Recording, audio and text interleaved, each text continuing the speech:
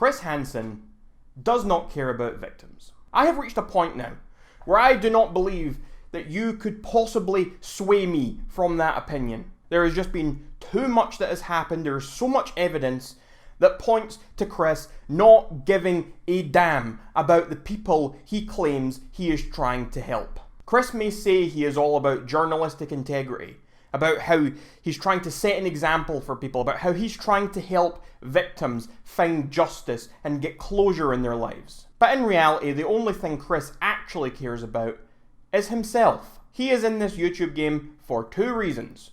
One, for money, and two, to relaunch his television career. These are things that most of us have been aware of for quite a long time now. And with each passing day, it only becomes more and more clear that this is the undoubtable truth. Just last night on Twitter, Isla Karina, who is a friend of Billy, who was one of the victims of Onision, went on a little bit of a tirade. Chris Hansen and his team are pieces of shit for trying to pressure my friends onto national TV, and when they said they didn't want their trauma on TV, they decided they gave zero fucks about survivors or how his actions affect them in the future. From us to you, go fuck yourself. But it didn't end there. She went on. She quote tweeted a tweet of Hanson's where he had said Happy Father's Day, and she said, "You can lead by example by not exploiting my friends without their consent." She then followed up saying, "Before anyone wants to say shit, it's perfectly okay for survivors to share their abuse story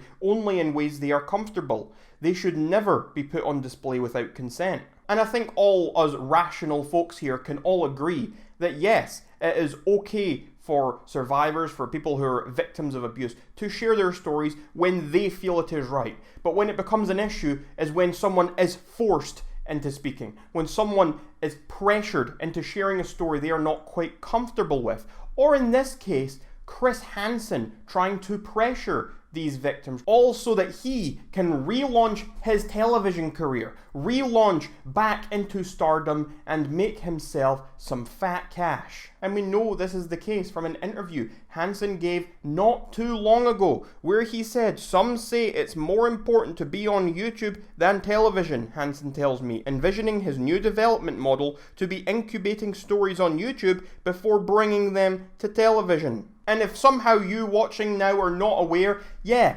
Hansen actually signed a deal with Investigation Discovery to bring the Onision story to television, and he did so without the consent of the people that the story actually revolves around. We then saw some tweets from Luximu, aka Haley. She is another person who was interviewed by Chris Hansen on his YouTube channel in relation to her experiences with Onision. And you can see here she says, "We were told that if no one wanted to be involved, we wouldn't have to. And Chris said to us verbatim that of course we wouldn't use your faces or stories if you didn't want to be in it. So then why is it that they're doing it anyway and having Regina react to it for the show?" And this tweet sums up exactly what the problem is here. Chris Hansen has lied to these girls. Chris Hansen has lied to the world. He has lied to YouTube, his audience, everyone that put faith and trust in him. He has lied to them all. He has told these people, if you're not comfortable sharing this story on television, you don't have to do it.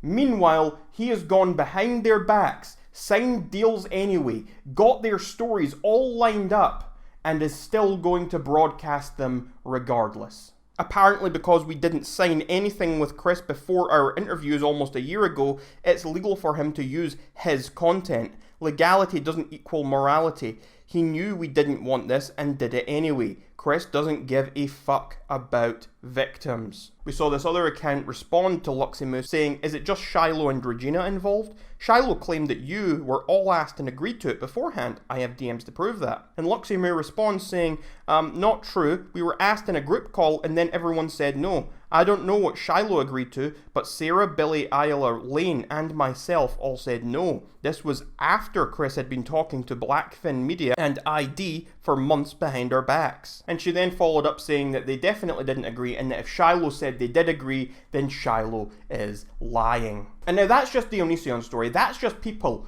who are upset and feel betrayed and heartbroken over Chris in relation to this Onision story. It doesn't just end there. You're probably aware, Chris has moved on to the Davey Vanity story. He has been covering that. He's been interviewing victims of Davey Vanity. And one such person that has been associated with this case is someone called Ashley, and they posted on Twitter, "My heart is breaking right now.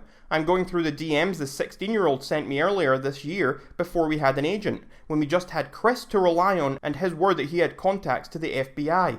This girl was so sad. She sent me caps of Davey calling her 30 times a day." And this is a whole thread that goes on about how Chris has also betrayed her trust. He's betrayed the trust of the people involved with the Davey Vanity case as well. People have had to rely on the fact that Chris has contacts, that Chris will seek out justice, that Chris will sort things for you. When in reality, Chris is doing nothing of the sort. The only thing Chris is doing is furthering his own agenda, his own career, and trying to springboard back to television. And I would not be surprised if the Davey Vanity case is the next show that he's pitching to ID. It's honestly just so sad that it's come to this. People put their faith in Chris Hansen when this all started. And I'll admit, at the start, I was one of those people. I thought, let's give Chris the benefit of the doubt. Let's put our faith in Chris a little bit. Let's see what he can do. He's bringing all these new eyeballs onto this Onision case. He's bringing all this new interest, this intrigue from the mainstream media, from the public, that we wouldn't see otherwise. So maybe something good could come of this. But it seems that blind faith was misguided. It seems that Chris has done nothing other than take advantage of people using his name. People hear the name Chris Hansen, and it is a name that for years on the internet has inspired trust, has evoked senses of a man that is out to get rid of the bad guys, a man that is out there to put away predators, to put away criminals. And so when he came onto the scene, people, they heard the name and they were just eager to trust. And I was one of them. And that's also partly why I agreed to go on Chris's show back in December as well, to talk about my experiences on the Onision forums. And I will tell you right now, just as I told John Swan for his recent Chris Hansen video, I got some really weird vibes from both Chris Hansen and Vincent while I was doing the interview with him. Chris Hansen talks a lot about how he is a journalist, about how he is trying to get to the facts, about journalistic integrity. But in reality, Chris has no integrity, especially not journalistic integrity. And I know that for a fact, as when I was sitting on a Skype call, talking with Chris, talking with Vincent prior to going on their show, prior to actually giving an interview, Chris made it very clear to both myself and Vincent that during our interview, he wanted to hit home on the idea that Onision was a cult leader. He wanted to hit hard on that agenda. And there were lots of little comments like that that made it clear to me that Chris was not an unbiased journalist looking at this story, but rather Chris was a man with an agenda, a man who wanted to push a very specific narrative. Chris was determined to turn Onision into a Epstein or a Manson-like figure. Chris Hansen is a man that lacks integrity. He is a liar. He is a fraud. He is a con man. He does not give a damn about victims, and he has no issue with working alongside shady characters such as